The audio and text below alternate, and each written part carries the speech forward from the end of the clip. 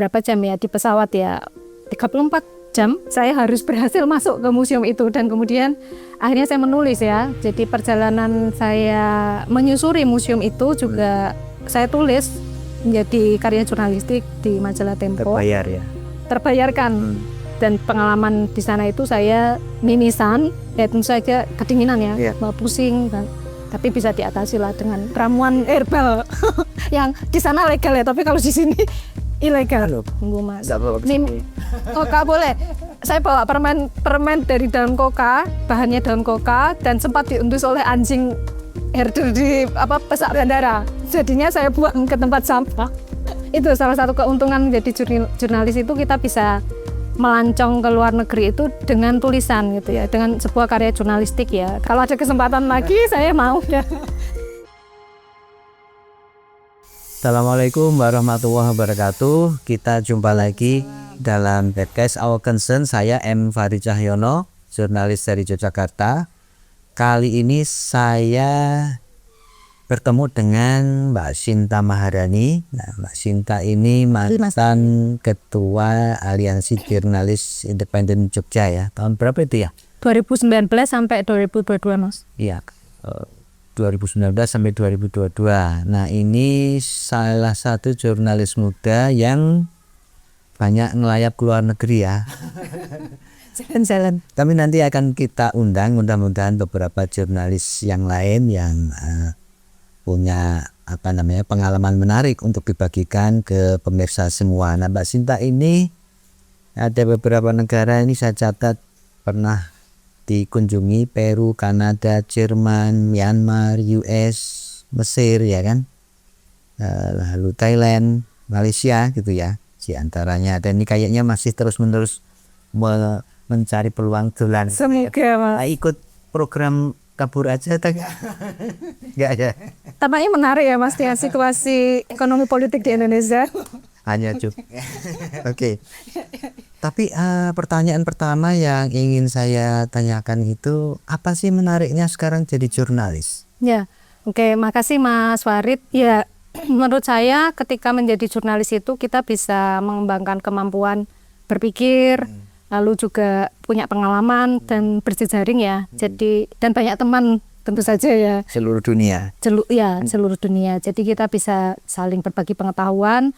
Misalnya kondisi jurnalis atau keamanan jurnalis di negara yang satu dengan negara yang lain berbeda ya. Jadi contohnya terakhir saya ke Jerman. Jadi saya mengikuti programnya FNF. Jadi FNF itu organisasi nirlaba di Jerman yang fokus kepada isu-isu, salah satu isunya demokrasi, karena waktu itu temanya adalah kebebasan pers. Jadi saya ke Jerman itu bulan November sampai Desember, hampir sebulan saya di Jerman. Saya keliling ke Berlin, lalu juga Köln, juga ke Gummersbach, tempat seminarnya di Gummersbach, dan saya bertemu dengan 27 jurnalis dari Eropa, Asia, dan Afrika. Jadi ada juga dari Palestina. Jadi kami bertukar pikiran, melihat situasi atau persoalan yang dialami oleh jurnalis di banyak negara.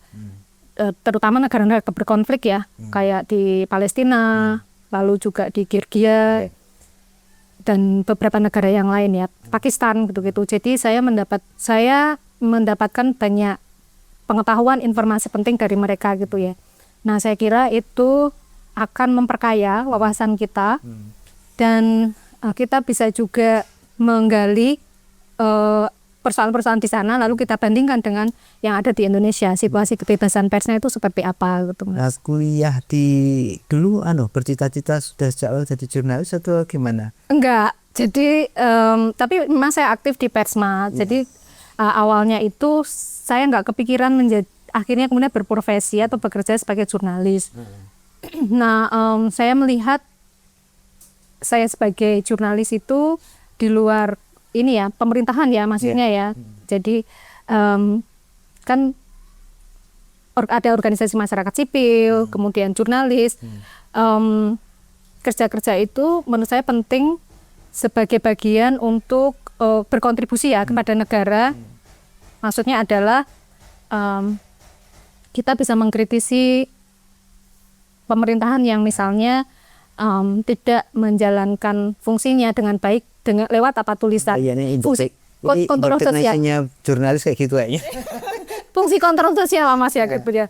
Jadi gitu. Jadi di kampus aktif di mana saja gitu ya. Oke, menurut saya HMI itu penting bagi saya. Saya aktif di saat saya kuliah, saya aktif di HMI, Himpunan Mahasiswa Islam, dan di sana saya bisa belajar memperkuat pemikiran saya gitu ya, karena ketika masuk HMI itu kan kita harus mengikuti latihan kader 1, latihan kader 2 gitu ya, ada tahapan-tahapannya, itu latihan kepemimpinan ya, terus ke Indonesia. Aji gampang aja ya. Oh, enggak juga Mas. Enggak juga, tapi dari saya ikut HMI itu saya belajar untuk berdebat ya, berpikir kritis gitu ya, dan mengetahui situasi atau persoalan politik hari itu, misal kenaikan BBM gitu, lalu nulis ya. Demo juga ya. Ikut Mas, ikut. Jadi saya juga nulis gitu ya, di buletinnya gitu. Nah itu yang saya kira juga menyumbang atau membentuk cara berpikir saya. Lalu kemudian masuk di organisasi, jadi wartawan pertama kali di mana tuh? Di Harian Jogja, lalu saya sempat ke Antara juga, tapi hanya setahun, lalu pindah ke Tempo. Berorganisasi juga di AJI itu, gimana ceritanya itu? Ceritanya bisa ke AJI gitu ya? Ya, waktu itu saya diajak oleh teman jurnalis di Harian Jogja untuk masuk ke AJI gitu ya. Nah, saya kemudian googling gitu ya, AJI itu apa? Ini organisasi apa sih gitu ya? Terus kok kayaknya menarik ya saya ikut AJI ya, karena gerakan ya. Jadi dan AJI itu kan penting pada masa Orde Baru itu kan digencet ya, habis-habisan ya. Lalu ada AJI yang sangat kritis terhadap pemerintahan Orde Baru gitu. Pada waktu itu kan ada pemberedelan ya terhadap Tempo dan lain-lain. Nah itu saya menjadi tertarik ya untuk gabung di organisasi ini dan mendalami peran dari organisasi ini apa sih gitu. Khususnya ya untuk demokrasi ya, kebebasan pers itu. Maka kemudian saya ikutlah dengan AJI, gabung dengan AJI. Di apa yang menjadikan Mbak Sinta bisa ada kesempatan jalan-jalan kemana-mana, tulisan-tulisan macam apa? Oke, ya jadi kita ngeloncat ke 10 tahun yang lalu ya Mas. saya harus merangkai perjalanan saya 10 tahun yang lalu. 2014 itu saya ke Peru. Jadi saya ke Lima, Peru dan Arequipa. Saya mengikuti konferensi perubahan iklim PBB di Lima. Jadi saya waktu itu ikut fellowship-nya AJI dan lembaga nirlaba dari Jerman gitu ya, GIZ. Saya mengirim tulisan tentang bagaimana upaya konservasi masyarakat lokal di Gunung Kidul, komunitas lokal yang dia punya peran penting untuk menjaga lingkungan ya. Jadi menjaga hutannya, itu hutan rakyat, di sana ada tokoh yang bersama komunitasnya itu menjaga mata air untuk mengatasi dampak perubahan iklim gitu. Nah, liputan itu kemudian diganjar hadiah gitu ya. Saya pergi ke Lima. Untuk ikut konferensi 3 minggu, hampir sebulan ya. Tapi selain perintilannya ya, selain ke konferensi, kalau menurut saya, kalau saya hanya datang ke konferensi, saya nggak dapat banyak hal gitu ya. Ya, ini kan kesempatan bagus ya. Saya mengenal negara itu, mengenal kebudayaannya. Sejak awal direncanakan begitu ya? Iya, sejak awal sebelum berangkat itu saya membuat list perencanaan mau kemana saja selain ikut konferensi gitu ya. Lalu saya ke Arequipa, saya datang ke museumnya Mario Vargas Llosa. Dia adalah nobelis sastra. Novel-novelnya itu bicara tentang dia mengkritik otoritarianisme, terus tentang bagaimana individu melakukan perlawanan terhadap otoritarianisme. Struktur kekuasaan gitu. Nah, saya suka membaca novel-novelnya gitu. Maka saya kemudian membuat perencanaan, saya harus mengunjungi museumnya gitu. Saya ke Arequipa, jadi Arequipa itu 1 jam naik pesawat dari Lima. Dan ke sana sayangnya saya nggak ketemu dengan penulisnya atau novelisnya karena dia sedang mengajar di Amerika Serikat. Jadi saya hanya bertemu dengan petugas yang menjaga museum itu, tapi saya bisa masuk ke museum itu dan saya bilang ke petugas penjaganya, saya datang jauh-jauh dari Indonesia ini. Berapa jam ya di pesawat ya? 34 jam. Jadi saya harus berhasil masuk ke museum itu dan kemudian akhirnya saya menulis ya. Jadi perjalanan saya menyusuri museum itu juga saya tulis menjadi karya jurnalistik di majalah Tempo. Terbayar ya. Terbayarkan usaha saya untuk merayu penjaga museum itu supaya saya bisa masuk ke situ. Selain ke museum kemana lagi? Selain ke museum saya ke Machu Picchu. Kan, Ya, Machu Picchu. Betul. Jadi tempat tujuan. Pusat peradaban dunia ya. Jadi itu peninggalan suku Inka dan dinginnya minta ampun ya di Machu Picchu itu dan pengalaman di sana itu saya mimisan, tentu saja kedinginan ya, pusing tapi bisa diatasi lah dengan ramuan herbal yang di sana legal ya, tapi kalau di sini ilegal. Halo, bahannya apa itu Pak? Itu dari daun koka. Dan di sana digunakan sebagai minuman herbal teh gitu ya untuk meredakan sakit kepala. Sama dengan ganja. Kedinginan, ya kayak ganja di Aceh gitu ya. Nah, saya minum daun koka yang dibikin teh itu sembuh Mas. Oh, nggak boleh. Saya bawa permen dari daun koka, bahannya daun koka dan sempat diendus oleh anjing herder di pesak bandara. Jadinya saya buang ke tempat sampah. Pengalaman yang menarik di Peru apa?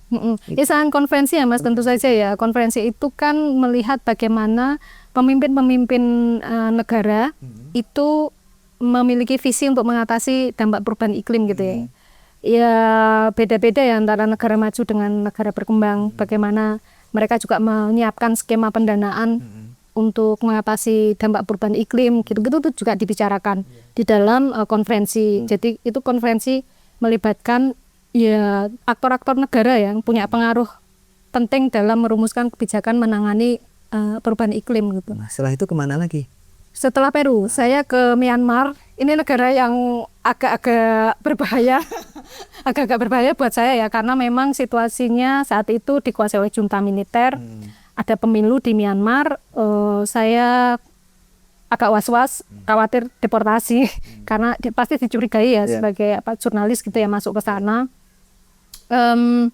Iya, saya ketemu dengan Aung San Suu Kyi, pemimpin pro-demokrasi, yang dia pernah menjalani serangkaian tahanan ya di rumahnya gitu ya. Pada saat pemilu ya? Iya, pada saat junta militer berkuasa gitu ya, dan banyak terjadi pelanggaran hak asasi manusia ya di Myanmar ya, karena militer sangat kuat di sana gitu.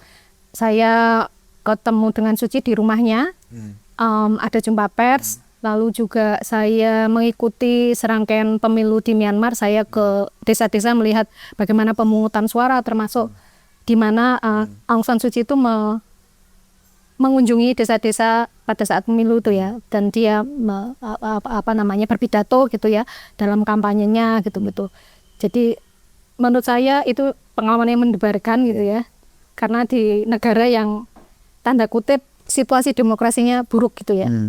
Thomas. Lalu tulisan yang menarik yang lain yang bisa mendapatkan hadiah jalan-jalan ke luar negeri? Oke.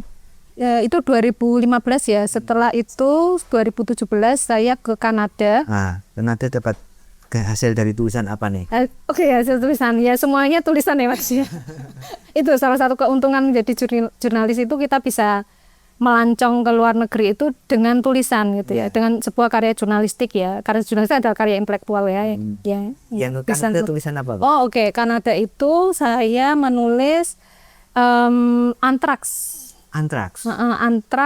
pada sapi ya, di Boyolali dan Yogyakarta. Nah, saya kemudian dapat hadiah ke konferensi zoonosis di Saskatoon. Di situ ada banyak ahli zoonosis ya, dokter hewan, terus akademisi, peneliti yang banyak mengkaji tentang zoonosis dan perkembangannya gitu ya. Termasuk pandemi itu juga ada ahli-ahli pandemi. Nah setelah itu muncul pandemi ya Mas. Oh, jadi sebelum pandemi? Sebelum pandemi itu saya belajar tentang zoonosis ya lewat konferensi itu. Itu. Sempat jalan-jalan juga ke sana? Oh ya, saya jalan-jalan ke museum yang memamerkan karya-karyanya Pablo Picasso ya, pelukis ternama ya. Nah, jadi itu juga pengalaman itu juga saya tuangkan dalam sebuah tulisan di majalah Tempo. Karya Pablo Picasso itu kan tersebar di banyak negara ya. Salah satunya di Kanada. Jadi ada kolektor yang kemudian banyak. Ya, ada kolektor yang kemudian menyumbangkan koleksinya di salah satu museum di Kanada gitu ya. Nah, lalu saya mengeksplorasi bagaimana Pablo Picasso itu berkarya, terus gaya lukisannya itu seperti apa, terus pengaruh politiknya secara politik itu juga seperti apa gitu. Jadi menurut saya menarik ya. Kita yang belum punya ya, misalnya karya Cokroaminoto, apa pengaruhnya? Iya, mestinya bisa dieksplorasi lebih jauh ya. Kita kan punya banyak intelektual ya. Ahmad Dahlan sama Hasyim Asharie hanya kebetulan punya punya Muhammadiyah dan NU ya. Tapi mestinya pemikir-pemikir Indonesia yang lain itu mestinya harus ada. Ini mestinya ada kayaknya ya. Penghargaan dari pemerintah terhadap para intelektual dan budayawan dan lain-lain seniman. Apakah ada tulisan menyangkut rakyat yang memberikan Anda hadiah jalan-jalan juga? Contohnya apa, Mas? Ya, kegiatan lingkungan begitu. Oh iya, semua tulisan saya itu basisnya adalah bagaimana komunitas atau komunitas lokal ya. Contohnya apa yang itu? Yang tadi itu, yang bagaimana komunitas lokal di Gunung Kidul, di Kabupaten Gunung Kidul, Yogyakarta itu menjaga lingkungannya, menjaga mata airnya untuk wilayah mana itu? Perubahan iklim. Itu ada di beberapa tempat ya, ada di Giri Subo, terus ada juga di Wonosari dan lain-lain. Jadi mereka ini ditulis di Tempo. Iya, ditulis. Terus kemudian Anda kirim ke panitia. Ya, saya kirim ke panitia fellowship dan mereka menilai itu tulisan layak untuk layak kompetisi. Jadi saya berangkat bersama dua jurnalis. Jadi ada 3 jurnalis gitu ya yang berangkat ke Peru karena panitia itu menganggap tulisan kami itu layak. Gitu, layak untuk dapat hadiah ke-5 untuk liputan perubahan iklim itu, Mas. Kalau yang ke Jerman tuh? Oh, Jerman terbaru ya. Nulis apa itu waktu itu? Ya, saya di Jerman itu nulis satu tentang kebebasan pers di Jerman, yang kedua perintilannya di luar soal tema kebebasan pers. Jadi saya menulis tentang bagaimana neonasi itu berkembang di Jerman. Juga sentimen terhadap imigran gitu ya yang makin menguat. Jadi di sana ada berapa persen orang yang pro nasi itu sekarang itu menguat, Mas, masih menguat. Statistiknya kita perlu cek lagi ya. Karena soal kenapa kok bisa menguat? Ya pertama gini, dari hasil observasi ya dan wawancara gitu ya. Kenapa neonasi itu menguat? Satu, karena ada partai politik namanya AfD yang kampanyenya itu tentang sentimen terhadap imigran. Gitu ya. Jadi kan kalau kita bicara Nazi itu kan mereka ke Hitler ya, ke zamannya Hitler ya, saat Perang Dunia II ya, Mas ya. Waktu itu kan Hitler rasis ya. Jadi politiknya adalah bahwa ras Arya itu paling unggul gitu-gitu yang kemudian menyebabkan Yahudi tersingkir ya. Yahudi dibunuh dan lain-lain dan mengalami kekerasan ya, serangkaian kekerasan gitu. Nah, penyebabnya adalah tadi itu salah satunya ada partai politik yang mereproduksi ide-ide atau gagasan Nazi. Nah, makanya kemudian menguatlah neonasi dan anak-anak muda di sana tuh makin senang dengan itu. Mereka di sekolah-sekolah gitu ya, cerita dari beberapa narasumber saya yang ada di Jerman. Di sekolah-sekolah itu kayak ada semacam patriotisme, ide-ide patriotisme itu muncul.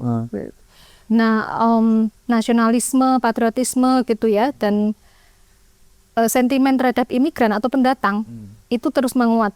Tidak hanya di sekolah-sekolah ya, tapi juga di beberapa lembaga gitu ya. Ide-ide neonasi itu yang sangat berbahaya ya.